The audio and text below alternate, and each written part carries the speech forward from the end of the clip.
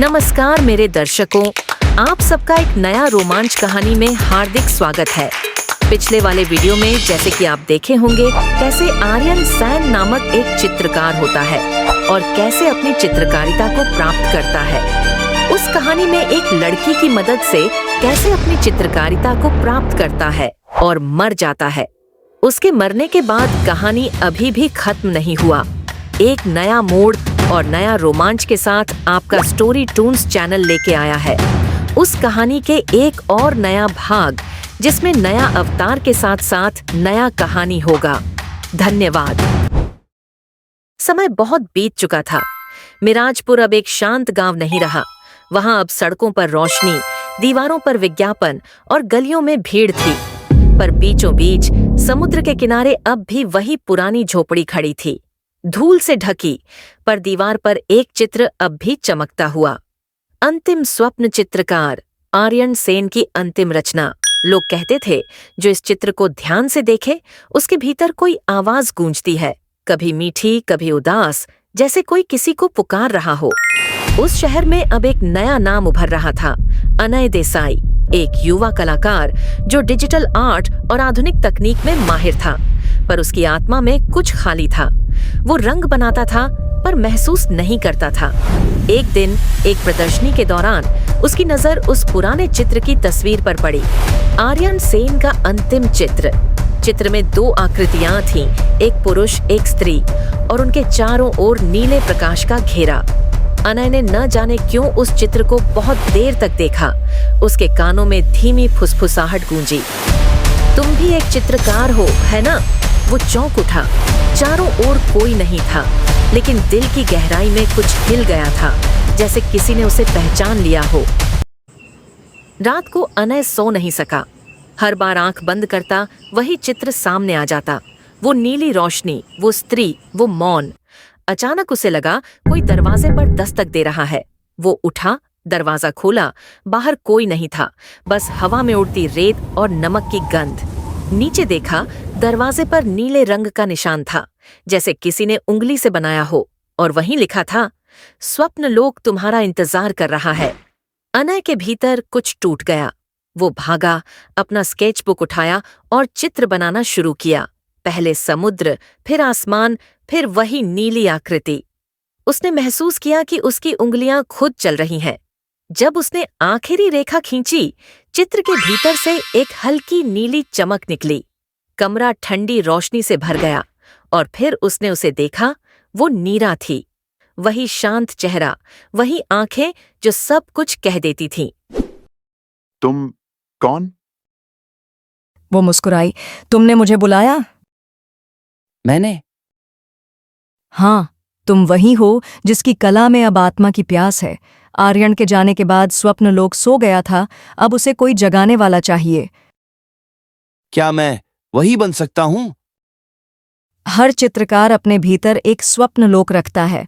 सवाल यह नहीं कि तुम बन सकते हो या नहीं, सवाल यह है कि क्या तुम देखने की हिम्मत रखते हो। चलो, मैं तुम्हें दिखाती हूँ। अनय ने उसका हाथ थामा और उसी क्षण दुनिया घूम गई। जब उसने आंखें खोलीं, वो किसी और जगह था।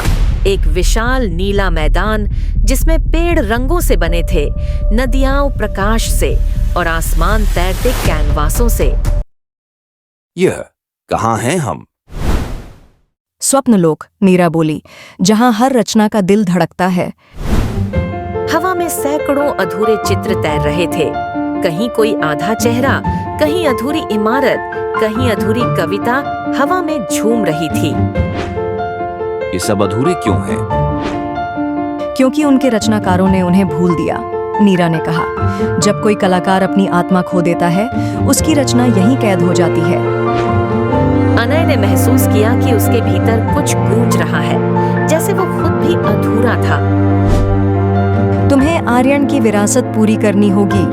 अंतिम चित्र ने जो द्वार खोला था, उसे अब स्थायी बनाना है। कैसे? तुम्हें नया चित्र बनाना होगा, ऐसा चित्र जो सपनों और हकीकत को जोड़ दे। नीरा अनय को एक पहाड़ी पर ले गई, जहां नीचे एक विशाल झील थी, जो पूरी तरह रंगों से भरी थी। वो झील चमक रही थी, जैसे उसमें हर रंग की आत्मा तैर रही हो। यह रंग सरोवर है, नीरा बोली। हर सच्चे कलाकार का रंग यहीं से आता है, पर इसे छूना आसान नहीं। अगर तुम्हारा दिल शुद्ध नहीं तो रंग तुम्हें निगल लेंगे। अनय ने झील के ऊपर हाथ फैलाया। रंगों की लहरें उसके चारों ओर घूमने लगीं। वो भीतर उतर गया। एक पल को उसे लगा कि वो डूब रहा है, फिर महसूस हुआ कि वह खुद रंग बन गया है। वो दृश्य, आवाजें, यादें सब रंगों में बदलने लगीं।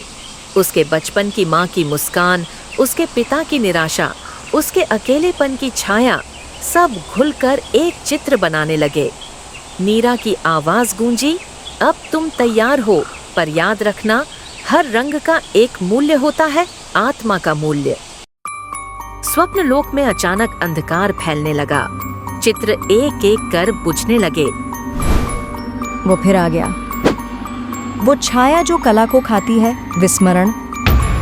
अनय ने देखा एक काला धुंधला आकार आसमान से उतर रहा था। वो आवाज में बोला, सपने अब किसी को नहीं चाहिए, अब सिर्फ बिक्री चाहिए, शोहरत चाहिए। वो आवाज उसकी अपनी थी, उसकी अंदरूनी लालच की। अनय, याद रखो तुम क्यों आए थे। अगर तुम डर गए तो सब खत्म। अनय ने अपनी तूलिका उठाई और हवा में घुमाई। रंगों की एक लहर उठी जिसने अंधकार को काटना शुरू किया। उसने अपने भीतर की सच्चाई, दर्द और प्रेम से नया चित्र बनाना शुरू किया। चित्र में वो खुद था, नीरा उसके बगल में और आसमान में उड़ते सपनों के झुंड। हर स्ट्रोक के साथ अंधकार पीछे हटता गया। अंत में उसने आखिरी रेखा खींची और पूरी स्वप्न लोक उजाले में नहाने लगी।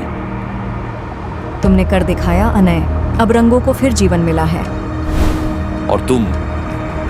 मेरा कार्य पूरा हुआ, अब मैं फिर से चित्रों में लौट जाऊंगी। क्या हम फिर मिलेंगे? हर बार जब कोई कलाकार सच्चाई से रंग भरेगा, मैं वहीं रहूंगी। नीरा धीरे धीरे प्रकाश में बदलने लगी, पर इस बार उसकी मुस्कान शांत थी, जैसे उसे मुक्ति मिल गई हो। अनय ने अपने हाथ में देखा, उसकी तूलिका अब सोने सी चमक रही थी। अंतिम स्वप्न चित्रकार की विरासत अब उसी के पास थी। जब अनय ने आंखें खोली, वो अपने कमरे में था। दीवार पर नया चित्र बना था, स्वप्न लोक की वापसी। लोगों ने जब उसे देखा तो कहा, ये तो सांस लेता हुआ लगता है। चित्र में वही नीरा थी, पर इस बार उसके पीछे दुनिया के सारे रंग थे और नीचे लिखा था, हर सपना अधूरा नहीं होता, कुछ बस किसी और चित्रकार का इंतजार करते हैं। कई साल बाद जब अनय बहुत प्रसिद्ध हो चुका था, उसने अपनी एक प्रदर्शनी लगाई। नाम था द रीबर्थ ऑफ ड्रीम्स, स्वप्नों का पुनर्जन्म। लोगों की भीड़ उमड़ी, पर एक बूढ़ी औरत ने आगे बढ़कर धीरे से कहा, तुम्हारे रंगों में अब भी वही नीली रोशनी है, तुमने उसे बचा लिया।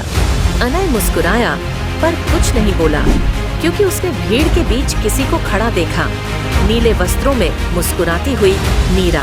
वो आंखों से बोली, अब तुम्हारी बारी है अंतिम स्वप्न चित्रकार, और फिर हवा में घुल गई। अनय ने आसमान की ओर देखा, वहां अब भी नीले रंग की हल्की झिलमिलाहट थी, जैसे कोई स्वप्न अभी भी जिंदा हो।